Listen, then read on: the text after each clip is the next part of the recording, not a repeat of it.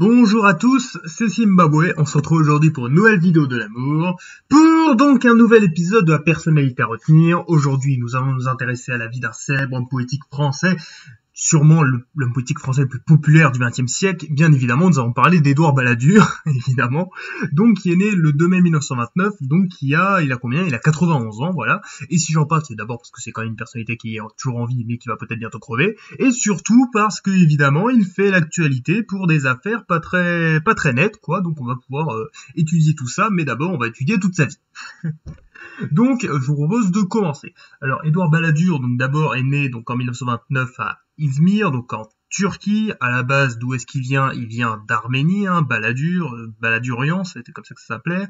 Et en gros, en fait, sa famille donc a quitté l'Arménie après le génocide des Arméniens, vous savez. Et donc, il y a plein d'Arméniens qui sont partis dans plein de pays différents, dont la France. Et du coup, Balladur en fait partie, hein, notamment Charles Aznavour aussi, par exemple, qui est un Arménien. Et donc, voilà, Balladur donc arrive en France, voilà, vers 1935. Il fait des études et tout. Puis là, donc, il est dans une bonne famille. Et du coup, il fait de bonnes études. Qu'est-ce qu'il fait? Il fait le combo parfait si vous voulez faire de la politique en France, Sciences Po, ENA, et avec ça, vous pouvez faire tout ce que vous voulez, hein, évidemment, c'est vraiment le combo parfait. Donc voilà, Balladur, donc tranquille, fait ses études, puis donc dans les années, donc il finit ses études à la fin des années 50, voilà, il est maître-conférencier, il entre au Conseil d'État, mais sa carrière politique commence surtout en 1964. Qu'est-ce qui se passe en 1964? Il rejoint le cabinet donc de Georges Pompidou, donc un homme plutôt respectable, hein, évidemment, qui à l'époque est Premier ministre, hein, donc c'est quand même plutôt pas mal, quoi. Donc le Premier ministre, évidemment, de Charles de Gaulle, donc ça mérite plutôt le respect. Et Balladur va rester au service de Pompidou jusqu'en 1974, jusqu'à la mort de Pompidou, quoi. Donc c'est quand même plutôt pas mal. Donc il va participer à plein de trucs, Balladur, notamment les accords de Grenelle, vous savez, en 1968, hein, pour calmer la crise, hein, évidemment, hein, là où c'était presque l'anarchie en France. Puis voilà, il va participer à des trucs comme l'ORTF, président de telle association, des trucs sympas. Puis donc en 69, hein, évidemment, Georges Pompidou est élu président de la République. Donc là, en plus, il monte en grade, quoi. Et du coup, Balladur devient conseiller du président de la République. C'est quand même pas mal du tout. Et c'était un truc ultra prestigieux, quoi. Et donc voilà, il va occuper cette fonction jusqu'en 1973, et en 1973, c'est encore mieux. Balladur, qu'est-ce qu'il devient? Je vous le donne en mille. Il devient donc secrétaire général de la présidence de la République française. Et donc ça, c'était pas mal du tout, et vous le savez, évidemment, j'en avais déjà parlé plein de fois, Georges Pompidou, bon, c'est un homme qu'on aime, mais le problème c'est qu'en 1973, il était un peu fatigué, voilà, c'est-à-dire que maladie de Waldenstrom, là, le truc, là, donc un truc complètement horrible, hein, qui va le tuer. Il avait le visage complètement boursouflé, tout le monde voyait qu'il était malade, que ça allait pas, et il faut savoir qu'en fait, Pompidou va beaucoup déléguer des responsabilités à Balladur, et en fait, certains analystes parlent de Balladur comme président de la République par intérim à ce moment-là, quoi. Bon, même si Balladur le nie, hein, voilà, mais il a quand même eu des fonctions ultra importante en 1973. Et d'ailleurs, du coup, donc dans les années 60-70, Balladur était donc plutôt proche d'un autre homme politique français très important, Jacques Chirac, hein, évidemment, vous connaissez tous cet homme politique, hein, évidemment, qui a été président, et en fait, Chirac, lui, donc dans les années 60, était aussi un proche de Pompidou, et lui, il était secrétaire, il était secrétaire d'État aux finances, donc sous De Gaulle, puis sous Pompidou, puis ensuite, il était ministre aux relations avec le Parlement, puis de l'agriculture, voilà, et en fait, ce qui est très intéressant, c'est qu'on a souvent l'image de Jacques Chirac comme étant un peu le supérieur hiérarchique de Balladur. Ça va être comme ça des années 80-90, sauf que dans les années 70, Chirac c'était qu'un pauvre ministre de l'agriculture, pendant que Balladur il était secrétaire général du président, et donc en fait Balladur était au-dessus de Chirac, hein, d'une certaine façon, et même Chirac en fait voulait le poste de secrétaire général de Balladur. Donc ça, voilà, cette image de Chirac premier et Balladur second, elle est pas si vraie que ça, hein. Dans les années 70, c'était plutôt le contraire, quoi. Ça, c'est très intéressant. Mais du coup, en 1974, Pompidou, qu'est-ce qui se passe? Il meurt, donc ça, c'est quand même très coup dur. Et du coup, en fait, on a donc, vous savez, les élections, et donc on a Valéry Giscard d'Estaing qui est élu. Donc là, Balladur va un peu s'éloigner de la vie politique, hein, et voilà, il va continuer quelques trucs dans des services de je sais pas quoi, de compagnie d'électricité. Mais ça, c'est pas important.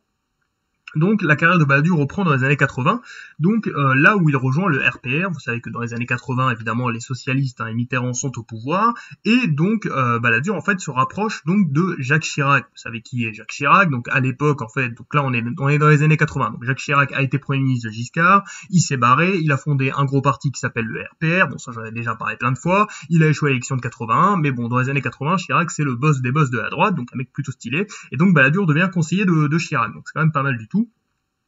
Et donc tout avance, et en 1986, qu'est-ce qui se passe? On a donc des élections législatives, la gauche se fait défoncer, et donc c'est ce qu'on appelle la première cohabitation. Bon, j'en ai déjà parlé plein de fois, hein, c'est quand on a un président qui est de gauche ou de droite, et que le Premier ministre est d'une autre couleur politique.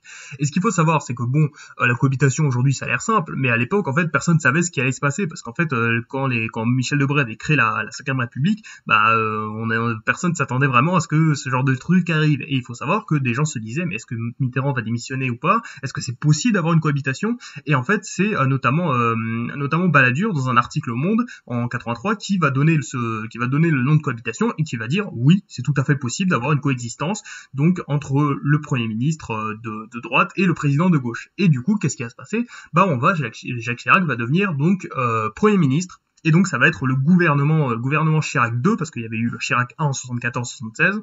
Et donc on a comme ministre plein de gens stylés. Léotard, évidemment, donc approche de Balladur, on a Pasqua, évidemment, à l'intérieur, René Monory, voilà, qui était sous Giscard, donc plein de mecs qu'on aime, Alain Juppé aussi, voilà, et on a surtout Balladur, donc qui devient ministre d'État chargé de l'économie, des finances, de la privatisation. Déjà dans le titre, vous voyez que ça annonce quelque chose, hein, la privatisation. Hein, donc on était dans un moment bien à droite, hein, le RPR était très libéral à ce moment-là, et donc Balladur était ministre d'État, donc très important dans le gouvernement. Et donc pendant ce temps, qu'est-ce qui va se passer? En fait, Balladur va beaucoup privatiser des choses, hein, notamment ça va être la privatisation de TF1 notamment, plein d'autres compagnies qui vont être privatisées. Hein, on est dans une politique libérale, hein, comparable à celle de Reagan ou Thatcher, évidemment, dans les pays anglo-saxons. Donc, mais après vous allez me dire, mais oui, mais Zimbabwe, qu'est-ce qui se passe ensuite? Ensuite, qu'est-ce qui se passe? On est en 88 et c'est les élections présidentielles françaises. Et le problème, c'est que vous savez, il y a un truc qui est très important sur le pouvoir, c'est que le pouvoir, ça use. Et en fait, ça use beaucoup. Et en fait, dans les sondages, Mitterrand, donc qui était pas du tout populaire en 86, devient de plus en plus populaire, parce que quand on fait rien, évidemment, c'est plus facile d'être populaire, quoi.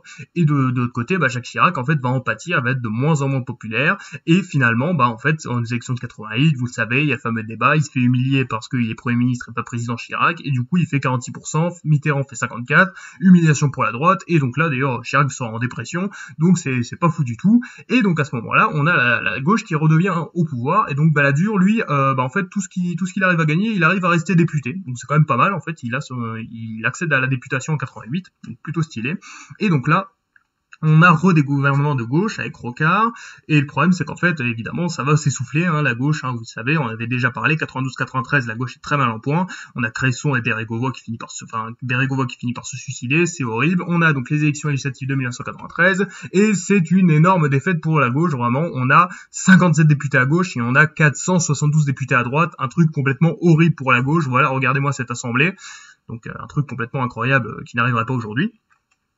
Et du coup, là, en fait, qu'est-ce qu'on se dit? On se dit, tiens, du coup, Chirac va redevenir, y avoir une cohabitation avec Chirac, hein. Mais le truc, c'est que Jacques Chirac, lui, a bien compris qu'au bout d'un moment, les cohabitations, c'est de la merde, hein, parce que on devient hyper impopulaire. Du coup, Chirac va laisser Balladur y aller. Et en fait, Mitterrand va accepter d'avoir Balladur pour Premier ministre, parce que, déjà, il se connaissait un petit peu, et Mitterrand savait que Balladur avait déjà été, conseiller de Georges Pompidou, il avait une certaine expérience dans le domaine, quoi. Et du coup, donc, Balladur devient Premier ministre, et c'est le gouvernement Balladur, donc avec plein de mecs sympas.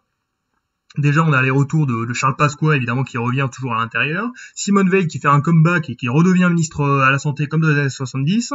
On a Léotard aussi, voilà, donc un proche de Balladur qui va à la Défense. D'autres mecs comme Juppé aux Affaires étrangères. Et aussi de nouveaux venus. François Bayrou, hein, un jeune mec de l'UDF à l'Éducation nationale. Nicolas Sarkozy aussi, donc proche de Chirac et qui va se rapprocher avec Balladur, donc qui va au budget. Et on a aussi François Fillon, donc qui est à l'enseignement supérieur et à la recherche. Donc des jeunes quarantenaires qui ont pas mal qui ont l'air prometteurs, quoi. Et donc, en fait, ce gouvernement va faire pas mal de choses, hein. Déjà, il va être facilement accepté, va y avoir une grosse lutte donc contre l'économie, parce qu'en fait, ce qu'il faut savoir, c'est qu'à ce moment-là, l'économie française était horrible, on était en récession, les pires déficits de la 5e République à l'époque, donc complètement horrible. Va y avoir une modification du système de retraite, avec la durée de cotisation qui passe de 37,5 à 40 années, donc ça c'est très important, donc truc bien à droite, bien libéral. Va aussi y avoir la création du fameux CIP, le contrat d'insertion professionnelle en fait, qui visait à aider les jeunes à accéder sur le marché du travail, parce que le chômage des jeunes c'était déjà horrible déjà à l'époque, ça n'a pas changé, et du coup En fait, le problème, c'est que ça a été vu comme un truc pas bien du tout. En fait, la gauche a pas du tout aimé et bah, les jeunes ont défilé dans la rue parce que c'était vu comme un SMIC jeune. On voulait un peu différencier les jeunes des personnes normales, quoi. Et donc, ça faisait un peu chier. Et du coup, il y a eu énormément de manifestations et donc ça a été un échec pour Balladur. Sinon, il va y avoir d'autres trucs au niveau international, hein, notamment sur l'Union européenne et tout. Donc, Balladur est bien pro-européen. Et aussi, va y avoir, en fait, la France va refuser d'intervenir au Rwanda. Vous savez qu'en 1994, il y a eu un génocide au Rwanda. Et en fait, Mitterrand et Balladur ont refusé d'intervenir. Pourquoi? Parce que ça aurait été vu comme une intervention coloniale. Le problème, c'est que ça a fait 800 000 morts, du coup. Et ouais, la France va être encore aujourd'hui... Balladur a été critiqué pour son action, pour ne rien avoir fait au Rwanda. C'est plutôt coup dur. Et aussi, il faut savoir que Balladur va des fois présider le Conseil des ministres et tout, parce que Mitterrand, bah, il est complètement malade en fait, hein, comme Pompidou en son temps. Mitterrand donc souffrait d'un cancer de la prostate et là, il commençait vraiment à plus être en capacité de gouverner vraiment du tout. Hein. Faut savoir qu'après la présidence, hein, Mitterrand va crever quelques mois plus tard. C'est quand même plutôt très coup dur. Mais en tout cas, avec tout ça, bah en fait, Balladur, bah il était super populaire, bah oui. Et du coup, pour les élections donc de 1995, bah Jacques Chirac, bon, ça faisait 2 fois qu'il s'était présenté, 2 échecs, ça commençait à être un peu chiant. Et quand on regardait les sondages, regardez en 94, bah tenez, Balladur, qu'est-ce qu'il fait? 30%, 30%, 30%. En plus, avec la gauche, il y avait plus personne étant donné que Delors avait renoncé. C'était le boss des boss, quoi. Balladur allait tout gagner. Regardez les sondages, il défonçait Chirac, il défonçait Jospin. Et donc à ce moment-là, qu'est-ce qui s'est passé? Et ben Édouard Balladur a annoncé sa candidature en 95. Et ce qu'il faut savoir, c'est qu'en fait, ça a été vu comme une trahison par Jacques Chirac. Alors en fait, il faut savoir qu'il y a eu de nombreux débats pour savoir, parce qu'en fait, selon Chirac, Balladur lui avait dit en 93, je me présenterai pas, mais Balladur, dans plein de livres, en fait, explique que il lui avait dit je vous respecterai et tout, il avait pas vraiment dit qu'il se présenterait pas et du coup il se présente. Jacques Chirac voit ça comme une trahison et il faut savoir qu'en fait pour les gens du RPR et du DF, bah il y en a plein qui vont soutenir Balladur, Bayrou, Léotard, Veil, notamment Charles Pasqua aussi, ça a étonné tout le monde. Ce grand mec de droite a soutenu Balladur, peut-être parce qu'il en avait marre de Chirac, et aussi Nicolas Sarkozy. Ça va être vu comme une véritable trahison pour Chirac, hein, évidemment. Sarkozy va d'ailleurs avoir beaucoup de mal les années après pour avoir soutenu Balladur.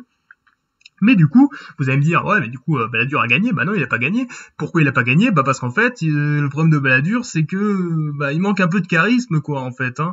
Il a un côté un peu bourgeois et tout, et en fait, sa campagne va être très mauvaise. Bah déjà, il va y avoir quelques affaires qui vont éclater, déclarations fiscales et tout, des trucs pas fous.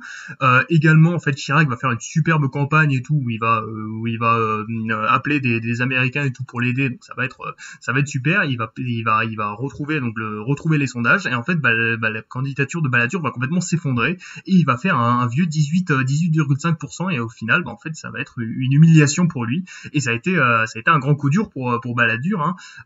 Vous connaissez sa fameuse phrase: je vous demande de vous arrêter, après quand il appelle à voter Chirac et que ses militants sont complètement en pleurs, quoi. Et à ce moment-là, Balladur appelle à voter Chirac et c'est un peu la fin de la carrière politique de Balladur. Après ça, il va faire des petits trucs au niveau régional, il va rester député jusqu'en 2007, mais bon, c'est clairement la fin de sa candidature au sommet. C'est quand même dommage pour lui, il a un peu mal fini, mais il avait un côté un peu bourgeois et il était très populaire quand il était au pouvoir, mais d'un coup, au bout de quelques mois, l'opinion publique s'est complètement transformée. C'est ça, faut toujours faire très attention, l'opinion ça change très vite, hein, et du coup Chirac arrive à se faire élire, ce petit renard incroyable Chirac. Donc coup dur pour Balladur. Et ensuite, évidemment, Balladur donc va être député, ce genre de truc. Il va faire quelques comités de réflexion quand Sarkozy sera élu, parce que Balladur et Sarkozy sont quand même bien potes. Et ensuite, en retrait de la vie politique, il va aussi faire pas mal de livres et tout. Et si je vous parle de Balladur aujourd'hui, c'est qu'au cas où vous ne le sauriez pas, Balladur est dans une grosse affaire aujourd'hui, l'affaire Karachi. Qu'est-ce que c'est que l'affaire Karachi? Je pourrais pas vous résumer. En gros, c'est une affaire politico-financière qui dit que Balladur en 95 aurait financé sa campagne avec des rétrocommissions de vente de frégates à l'Arabie Saoudite et au Pakistan, et ça aurait permis de financer illégalement la campagne d'Édouard Balladur. Et en fait, cette affaire dure depuis 2002 et elle a toujours pas fini. Et en fait, François Léotard et Balladur vont être jugés en janvier 2021. Le truc, c'est que Balladur a déjà 91 ans, donc est-ce qu'il sera en vie d'ici là? On espère, après, ça risque pas d'être un vrai plaisir, mais bon. Et en fait, c'est une affaire qui dure depuis super longtemps, et donc on verra ce qui va se passer, même si au final, un peu tout le monde s'en fout aujourd'hui, vu que 95, c'était il y a longtemps. Mais donc voilà la vie d'Édouard Balladur. donc qui a été plusieurs fois vraiment à la tête de l'État, très important, mais voilà, qui aujourd'hui est un petit peu dans la merde. Espérons qu'il s'en sorte bien, mais ça va être compliqué. Bah après, est-ce qu'il restera beaucoup de temps en prison? Voilà. C'était Zimbabwe. Vous connaissez maintenant la vie d'Edouard Balladur. Bisous.